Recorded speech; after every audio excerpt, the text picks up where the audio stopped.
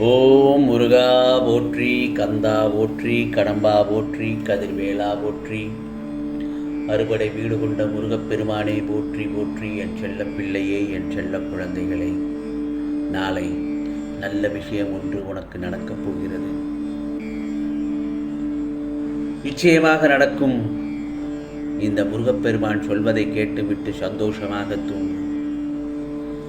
உன்னிடம் இந்த முருகப்பெருமான் சொன்னபடி உன் வேலையை முடித்து கொடுக்க தயாராகிவிட்டேன். நான் கொடுப்பதை நீ பெற்றுக்கொள்ள தயாராக இரு.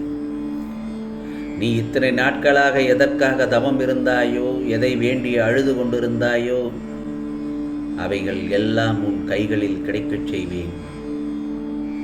அந்த தருணத்தில் உன் மனமோ சந்தோஷத்தில் துள்ளி துள்ளி குதிக்கப் போகிறாய்.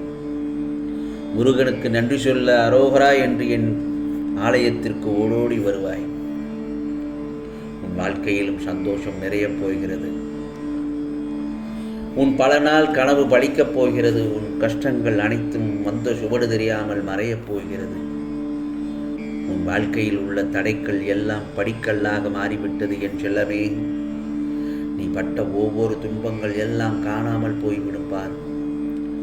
நீயே ஆச்சரியப்படும் அளவுக்கு பல அதிசயங்கள் நடக்கும். என் வார்த்தைகள் மீது முழு நம்பிக்கை வைத்தால் மட்டுமே எல்லாம் நடக்கும். புரிகிறதா? உனக்காக நான் குறித்த நேரம் காலம் இப்போது வந்துவிட்டது. நீ எதிர்பார்த்த விஷயங்கள் அனைத்தும் உன் கண்ணெதிரே நடக்கப் போகிறது. உன்னுடைய நல்ல குணங்கள் எப்போதும் அதை பாதுகாத்துக்கொள். தவறிக்கூட தடம் மாறிவிடக்கூடாது. ஏனென்றால் மனம் ஒரு குரங்கு மாதிரி தான், அலைவாய விடக்கூடாது. அங்கே இங்கே பார்த்து அலையாமல் மனதை ஒருநிலைப்படுத்தி எது நல்லது என்று இருக்கிறதை மட்டும் நீ உன் காதில் செவியில் சேர்த்து அதை மட்டும் பார்த்து பழகு. பிறகு மனமும் எண்ணங்களும் தூய்மையாக இருக்கும். உன்னுடைய நல்ல குணங்களை எப்போதும் பார்த்துக்கொள். அதை நான் பார்த்து கொண்டுதான் இருக்கிறேன். எல்லோரையும் அனுசரித்து செல். உன்னுடைய நல்ல குணங்களின் பலன்தான் உனக்கு அனைத்தும் கிடைக்கப் போகிறது. கர்ம பலன் உன்னை விட்டு வளகப் போகிறது.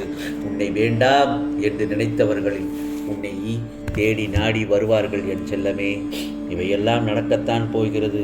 இதோ உன் ஆழ் மனதில் இவையெல்லாம் நடக்கும் என்ற நம்பிக்கை இருக்க வேண்டும். அப்படி இருந்தால் நிச்சயமாக எல்லாவற்றையும் நான் அள்ளி தருவேன். ஆனால் நீ ஒன்றை இழந்துதான் ஆக வேண்டும். அது என்ன தெரியுமா? உன்னிடம் அவ்வப்போது தோன்றுகின்ற கோபம். உன்னிடம் இருக்கும் வேண்டா வெறுப்புகளை அழியோடு விட்டுவிட வேண்டும். இந்த முருகப்பெருமான் சொல்வது சரிதானே? நான் சொல்வதை கேள். இனி நீ நினைத்ததை நிச்சயமாக நடத்தி காட்டுவேன். நாளைய பொழுது நல்ல பொழுதாகத்தான் விடியும் என் செல்லமே. இதோ உனது கோரிக்கைகள் அனைத்தையும் நிறைவேற்றி உன்னை ஆனந்தமாக இருக்கச் செய்ய போகிறேன்.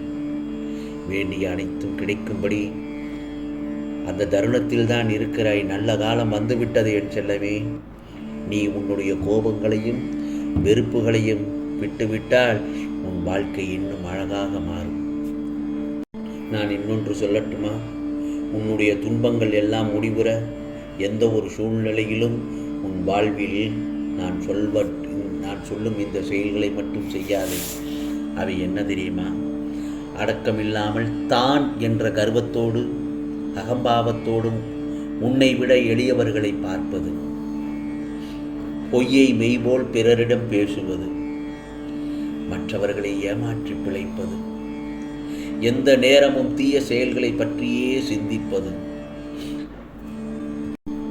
யாரையுமே மதிக்காமல் நான் சொல்வதும் செய்வதுதான் சரி என்று இருப்பது, உண்மை தெரியாமல் உனக்கு பிடிக்கவில்லை என்பதற்காக அபத்தமாக பிறரை பற்றி தவறாக பேசுவது, ஒருவரை பற்றி மற்றவர்களிடம் அவர் முன் சீரும் சிறப்புடன் பேசிவிட்டு அவர் பின் அவரை பற்றி புறம் பேசுவது, இந்த மாதிரியான செயல்களைத்தான் உன் வாழ்நாளில் நீ என்றும் செய்யக்கூடாது.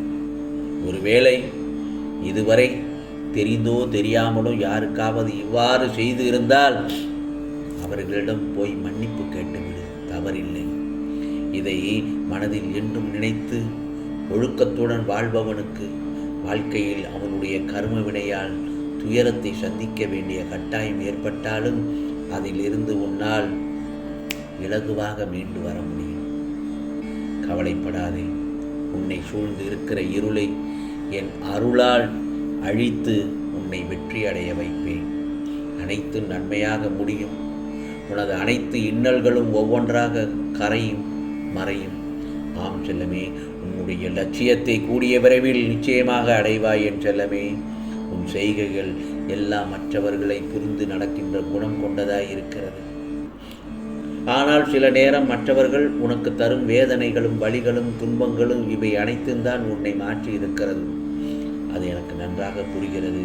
ஆனால் உன்னையும் உன் அன்பையும் உதாசீனப்படுத்தும் போது நீ துடிக்கும் துடிப்பை பார்க்க சக்தி இல்லாமல் இருக்கிறேன்.